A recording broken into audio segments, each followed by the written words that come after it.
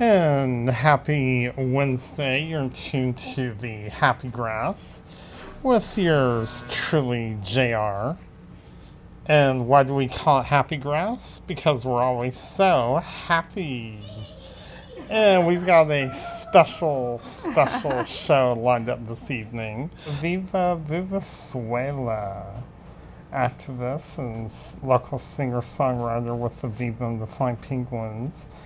And we'll start with Aviva first. I got to do an interview today with one of the commissioners of the PSC, Bubba. He was amazing. She played her ukulele at the Public Service Commission's meeting the other day, and it was amazing. We might even hear a clip of that or two. And then she'll be playing her ukulele throughout the evening as well. So I guess we'll get started. First of all, Aviva, if you could tell our listener a little bit about yourself, where you're from, all that good stuff. Sure, I'm from Long Island, New York, West Hempstead. Yeah, I grew up there in suburbia. Interesting. Mm-hmm. Perfect. Thank you. Thanks for having me. Yeah, definitely. So tell us, you were at the meeting the other day, and what happened? What was PSC meeting? There's been a lot of environmental organizations here in Georgia who have been asking the PSC and Georgia Power to consider better rates for solar energy, and also to set up a plan almost where they're required to do some solar energy to get off of the coal and some other toxic forms of energy. So I wrote a little song not only about using solar, but also that it's really important to clean up our coal ash pond land from all the toxic waste there, and also just to remember it's important to clean our bodies and keep them clean from all these chemicals as well. Most definitely. That is so true. And in just a second, we're going to hear a little interview I did with Bubba. It was an amazing interview. He's such a great guy. And again, I want to thank him. He was so grateful for his time and stuff. Okay, here we go. How this is going to work, we're going to hear the question I asked him, and then we're going to ask you and hear the differences, or see if you all agree. Okay, here we go. Let's get this started. And I'm here with Lauren Bubba McDonald. And first of all, Bubba, welcome to WFG Radio. Well, thank you very much. It's my pleasure. And first of all, Commissioner McDonald, if you can tell our listeners a little bit about yourself, where you're from, all that good stuff. Well, I'm a native of Commerce, Georgia. Lived up there. I was in the hardware and built supply business for 30 years.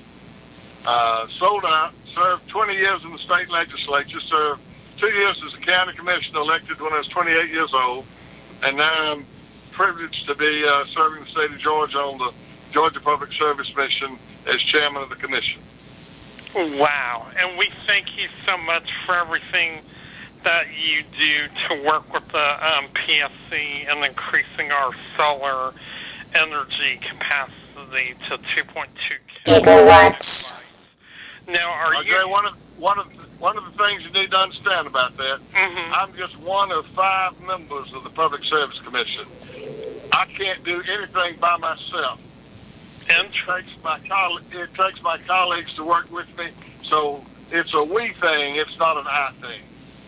Okay. Yeah, it's a team. It's all one big team, so to speak. Now, are you happy with the 2.2 gigawatts? Absolutely. Okay. We make great strides. We're joy, and you got to understand with all this, there has been no upward pressure on the ratepayer and no state subsidies. No state subsidies. Big, huge. Interesting. Very fascinating. Okay, Aviva, so let's hear your side. First of all, I want to thank you so much for changing the world with your music. Oh, thank you. There we go, get your mic out there. Thank you. What's your opinion on the 2.2 gigawatts, Are you happy with these results, or would you have liked to see more from I'm grateful for what I saw. I'm grateful for the increase. I'm grateful to all the commissioners, Tim Eccles and Trisha, and all of them, Chuck Eaton and Jason Shaw. And I am just a little bit worried about using any coal at all. I understand there's costs and fees to changing the world. I just think we also have the intelligence and creativity to figure out how to do it a little bit more quickly. I'm not devastated. I think going up to 2.2 gigawatts, is absolutely an improvement, and I appreciate all the hard work in getting there. Okay. I also think if we don't start doing something right away a little bit more drastically and quickly, then, you know, even now it's affecting us. I think we do want clean air and we do want clean water, and that actually is a really big issue, and I would love to see it tackled better and more quickly. Interesting. Good point. Good point. There you go. Now, Aviva, we'll hear another question from Bubba. Okay. And here we go, right now. Now, when you were a child, did you know the alternative forms of energy existed, like solar and wind? I was a child. When I was a child, my mother cooked on a wood stove. Wow, going way back. Yes, we had a wood stove in our kitchen. Had a wood box on the back porch, and then we got had a wood jacket water heater. If you know what a jacket heater is, it's a little 2-eyed heater that sits next to the steel water tank, and you fire it with wood, and you get warm water, hot water. Wow. And then came along coal. Had a furnace with a coal auger going to it, and so we used coal energy. Interesting. Then a lot later in the when I was getting close to graduate from high school, along came air conditioning in the house. We had a window air conditioner. Oh yeah, I remember those. The world was changing. The world was changing dramatically. Wow, I remember those days. Those bring me way back when. I feel so old now. Okay, so Aviva, when you were a child, did you know the alternative forms of energy existed, like solar and wind? Yes, we had solar panels like Jimmy Carter on our house, and I learned about alternative energy. We had this gifted program in my school that some of us went to, and we all got to create our own imaginary houses and learn about different forms of energy. I designed a little bubble house that lived underwater with color and sound coded buttons to get through each entrance. Yeah, that was fun. Are you concerned about the sound frequencies that electricity and 5G put out? And do you think Are you talking about cybersecurity? Yes, the sound frequency, yes. The sound frequency that electricity and 5G put out, do you think it affects birds and such? So I'm just not familiar. I'm sorry. What I'm saying is the sound frequency that electricity and 5G put out, do you think it affects the birds, and are you concerned about that? I really just don't know. I'm sorry. Now, do you have an opinion on that, Aviva, are you concerned about the sound frequencies that electricity and 5G put out? In some ways, I mean, we see birds hanging out on the electrical wires, but I am concerned about frequencies that are unnatural, affecting our natural life. I personally feel affected by it. I'm not a bird, but I'm just a very sensitive human being, and so I could walk into rooms and feel affected by all kinds of EMFs and stuff like that. Very fascinating, very fascinating. Now,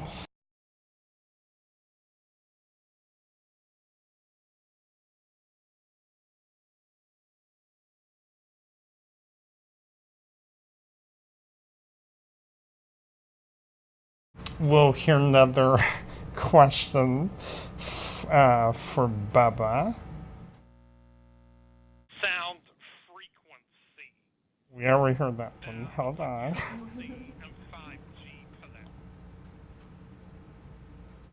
I understand that last week you were playing a ukulele, and do you think that music will ever become a source of energy? That Source of energy from the ukulele. ukulele a source of energy? Mm-hmm. It's a source of entertainment. You don't think... A nice young lady used her little tenor ukulele to play a little song supporting renewable energy. And she did a good job, and when she got through, I just told her that she could approach the bench, and I took her little ukulele and I strummed it a couple of chords and sang a little, I was born about 10,000 years ago, I ain't much here that I don't know. And, oh, wow. And gave it back to her. I can tear up a ukulele. But I have a baritone ukulele that I play. Oh, wow. Now, did you know she was going to be singing at the PSC meeting?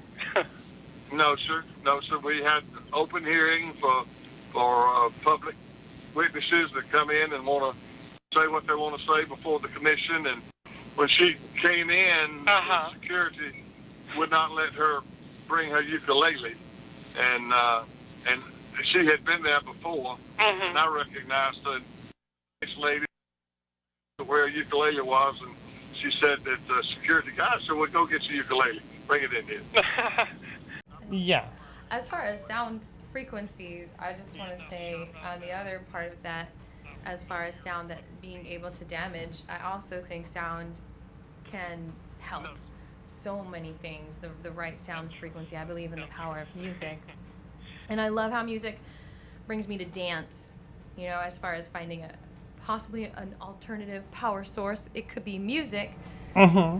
I love that it creates energy when I hear music. It just creates energy in me to want to move. And I think music coupled with intention is incredibly powerful. And I think if music can bring someone to tears, there's absolutely a power yet to be unlocked that can create electricity outside of our bodies as well. And at the very least, we can use music to motivate us as we work and create a rhythm with our working. And hey, what if we harness the energy of the Atlanta Symphony somehow? That would be incredible. That would be amazing. And you've got the clap on, clap off switches. That's obviously creating some kind of energy in that sound. But how cool would it be if every time we practice our instruments, we literally could add energy to the grid? That would be amazing. I think that's possible. Anything we think clearly in Definitely. our heads, we can create. Now, Aviva, did you know that Bubba was going to serenade you? I had no idea. I had no idea what was going on. When he asked me to approach the bench, I thought maybe I moved him so much he wanted to hug me or something. Okay, we're going to try to find the clip of him playing in just a few moments. Yeah. Okay, I'll play you all the song live. Probably sounds better than the, you know, on this microphone than the chamber that I was in. That was a nice big room, so the acoustics weren't bad actually. But yeah, I guess I answered that question about music being a source of energy already, and I believe it is. We were just wondering if you had stress because you live near the coal plant. From all the toxins released from their hands as CCR's coal ash pond land. Arsenic, lead, mercury, cadmium are few of the chemicals found. Hexavalent chromium doesn't sound like a place where we'll be safe and sound. We want to hold those accountable for putting this waste in our ground. And though we appreciate gas, electricity, to our choices we're bound.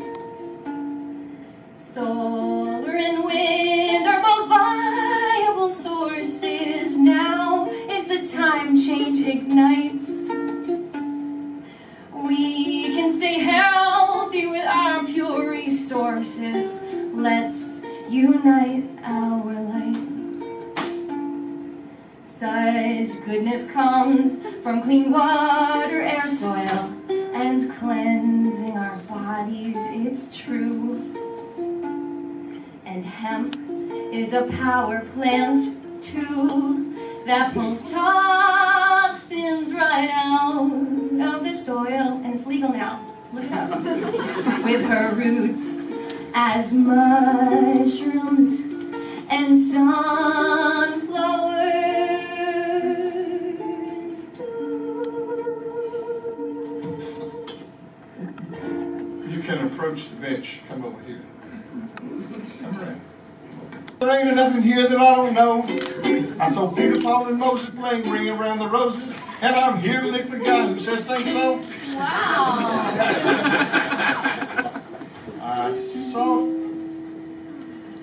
That's good enough. That was amazing. All right. I didn't know I would get a response in music too. Yeah. Aviva, we'll start with you. What was your favorite music gig of all time? Wow. I guess playing for Bubba at the PSC committee meeting. Oh, that was really great. I love singing in maybe not typical settings. I loved singing to the guys up on the hill during Standing Rock. And that was, ooh, the phone is ringing. Who is it? WRFG. All right, she's getting the Help phone. you. What was my favorite gig of all time? Who was Gosh, that is a really difficult question right now. I'm drawing a blank. So I'm going to say it was probably one of those festivals when I was with my band, maybe the Etowah Jam, and just playing out there to all the people and the trees and just getting incredible feedback. Actually, you know what? Burning Man. That was my favorite performance ever. I performed at this little cafe in Burning Man, and there were literally, I sang actually a song about surviving from sexual abuse, and there were literally the nicest people lined up to hug me afterwards, and I just got so much love from that community. So that probably is right up there with one of the favorite gigs. Yeah. Very fascinating. Okay, let's hear Bubba's response. Here we go. I saw you're playing banjo a little bit. What's your favorite music gig of all time? My favorite music Gig. Uh-huh. Yeah.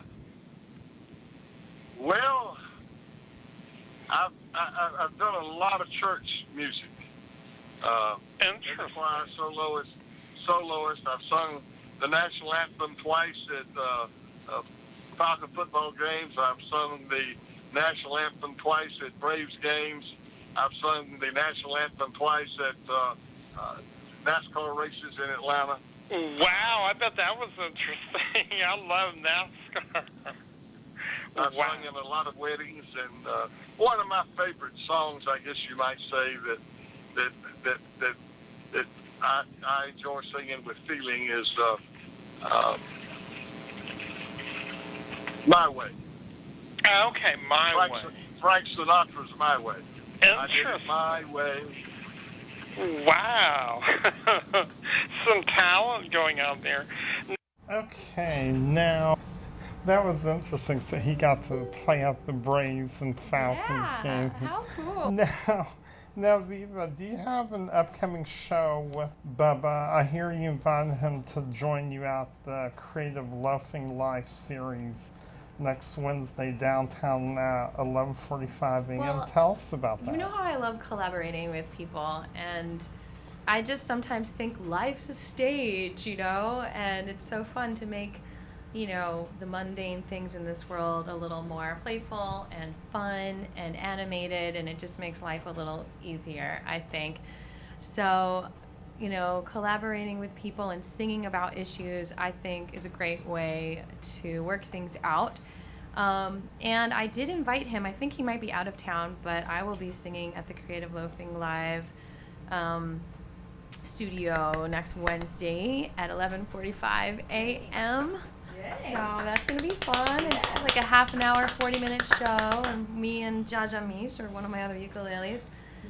So yeah, I mean, Bubba, if you're listening out there, you know, I'll come sing at church one day, or it'd be fun to do a harmony. I know we probably both know Somewhere Over the Rainbow. So you let me know. Yeah, I hear he's going to be at the Get Off the Grid Fest. Yeah, that's the rumor has it. Definitely. We're gonna hear his response. Now, have you heard of a popular song called Cannabis Car? No. Interesting, yeah. Yes, it's a song that Aviva sang on one of her CDs, and I'll play it a little bit later on in my shows, and you can take a listen to it. You can dance to it if you want. Now, do you have any upcoming shows with Aviva? Would you that you're going to be playing like your ukulele? Oh, I just sit around the front deck of the boat and entertain myself, and we get the family together and we'll sing songs. My dad, we used to sing gospel music a lot. Okay. I'll fly away, and This Little Light of Mine, and I've sung How Great Thou Art 1,000 times probably, and wow, Amazing Grace. Interesting. Now, next Wednesday, Aviva is playing part of the Creative Loafing Live series next Wednesday downtown at 11:45 a.m. Do you think you might come out and play some tunes with her? I would love to, but I'll be driving from Indianapolis, Indiana next Wednesday morning, headed back to Georgia. Oh, wow, traveling again. Maybe we can also get you at the Get Off the Grid Festival, which is coming up on August the 9th and 10th and 11th up in Asheville. Aviva's going to be up there also.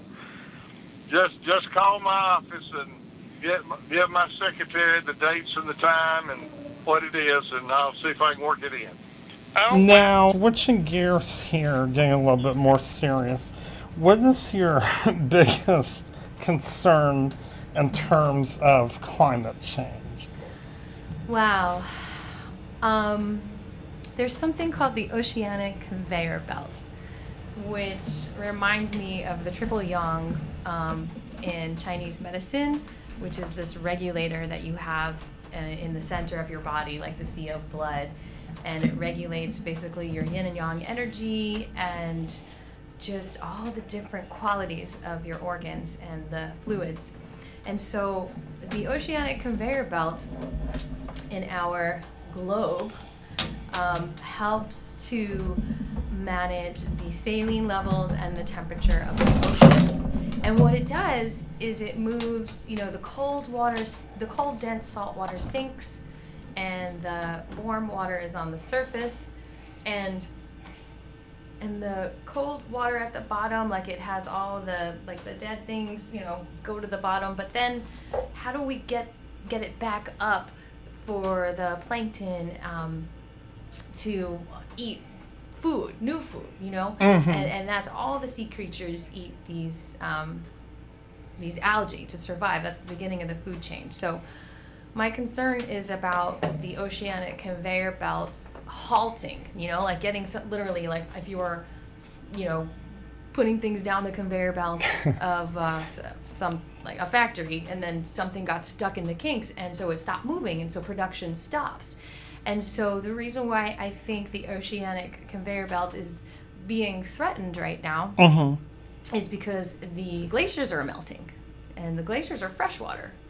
And if enough fresh water gets into our salty ocean, I think it can disable the very gentle, homeostatic, saline qualities of our amazing healing ocean, which could destroy ocean life and as we know it. So that is my biggest concern. The CO2 that we're releasing is warming up the glaciers and melting them. And Definitely. in addition to that, not only do I feel like life is being threatened by all of the pollution that humans are doing and the emissions from our cars, I also think the quality of life right now is threatened and compromised. But I'd be interested to hear what Bubba's biggest concern of. What is your biggest concern in terms of climate change? Well, my concern is that we don't want to penalize American business, and we'll do our part. American business is doing its part. But China and these other countries are just putting pollution. When I was in Beijing, I didn't see the sky. So the last day I was there, I saw a little blue sky for the first time because of the smog and everything. So we're doing fine, but the good Lord's in charge of most of it. And I'm a believer. Most definitely. And one question I never did get a chance to ask Bubba, but we will get your response, Aviva. Sure. Do you compost? I do compost. And do you see that as becoming a more popular form of waste reduction?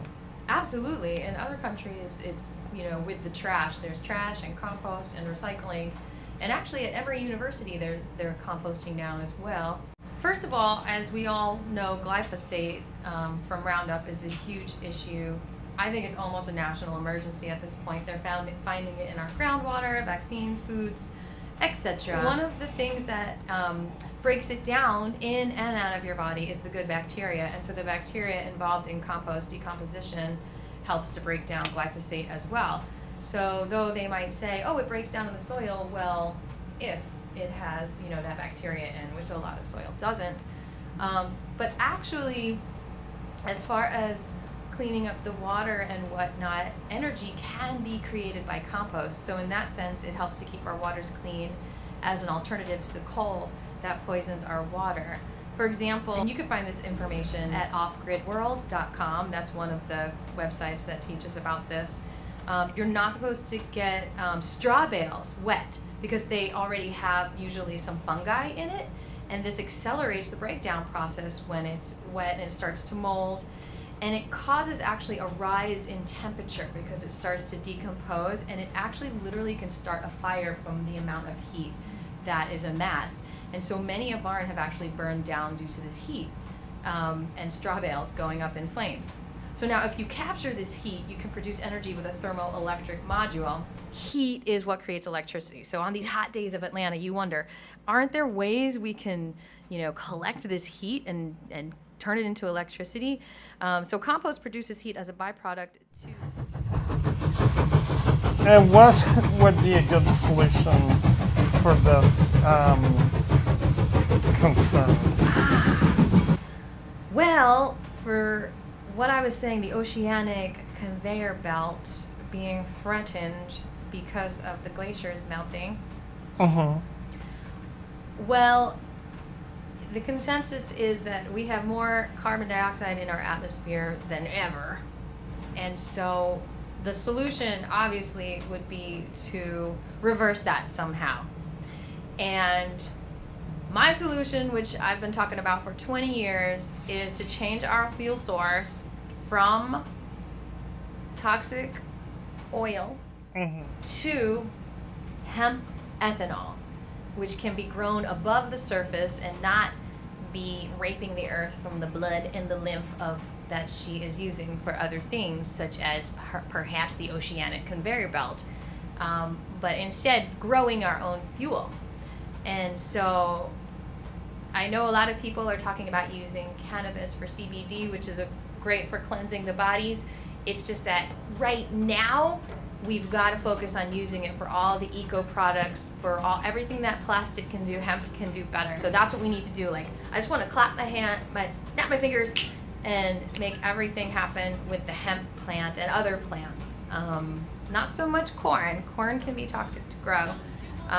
But cannabis, everything. That is what I think the solution is. Don't you want a car that runs on cannabis? So my $1 million hemp idea is that we subsidize farmers to grow hemp as a barrier for their crop, to protect it from wild hogs, a 50-foot barrier. Now, why does this protect it? Well, it's in our history, supposedly. We kept out wild beasts with a 50-foot barrier. Don't you want a car that runs on cannabis? Don't you want The government can subsidize us to grow it for fuel, like Hemp for Victory, back during World War II.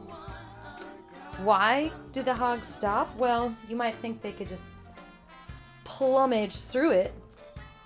But the truth is that, you know, they don't just destroy things, they eat things, they chew things, and as they're chewing the roots, well, guess what, folks? It gets them a little bit spaced out, you know, that CBD, that 0.3, or I think actual fiber varieties have more like 1% THC. Hey, the hogs get a little spaced out, confused, they forget what they're doing, they chill out, and they don't bother you no more. And their saliva, well, it mixes with the bacteria in the roots and rhizomes, and it just adds more biodiversity to the soil. This is a win-win situation, people. Hemp for wild hogs. Subsidize us.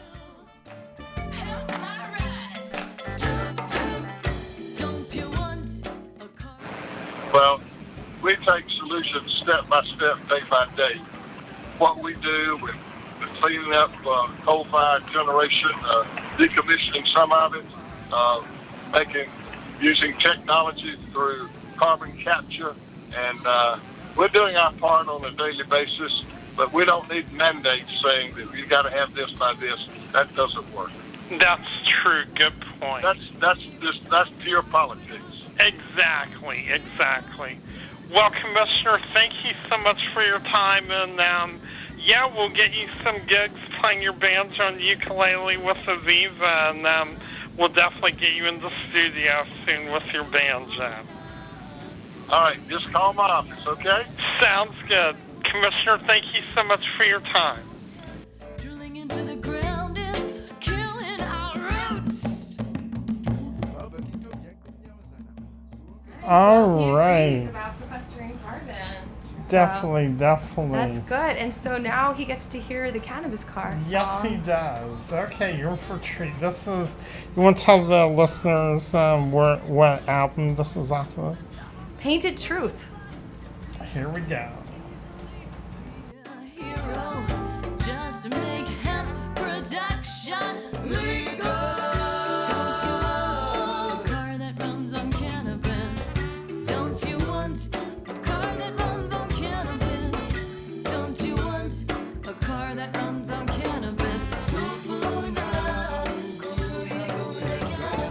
Don't you want a car that runs on cannabis?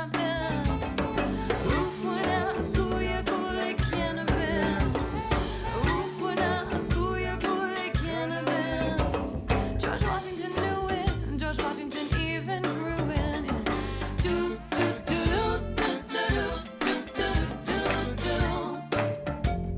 Your money's made of cannabis. Do, do, do, do, do, do, do, do. The pyramids are made of cannabis. Do, do, do, do, do, do. Right there, we heard that. That's the Cannabis song of Aviva and the Flying Penguins. What do you think of that, Pam? That was amazing. It is, absolutely. Amazing. I enjoyed that. I'll have to share that. It's important we all come together and find out the benefits of some things that we sometimes say no to. Definitely. And plant the seeds early. Definitely. I Let's love all how- work together. So shout out to all the folks at Waller's Coffee Shop who are doing amazing things for the community, bringing Definitely. out live music and just providing an incredible atmosphere for learning. Perfect. Oh, and I'm teaching a hempcrete workshop there on Oh? July 28th. July Sunday. 28th. If you wanna And are learn how you to build with hemp. singing Golden Drops? Tell us about that. Yeah, real Golden quick. Drops this Saturday from 3 to 5 p.m. It's on Claremont Road, 1788 Claremont Road. Okay. And the Aviva, your contact info. You can just find me on Facebook, Aviva and the Flying Penguins. Aviva and the Flying Penguins. Also Aviva and the Flying Penguins.com. Yeah. And Sounds, the Georgia Hemp Economic Revival Organization. It's a lot. I know. sounds good. Okay, we're going to end up with this. Are you with me when I say I see potentially we're here on heaven? How you gonna change the world?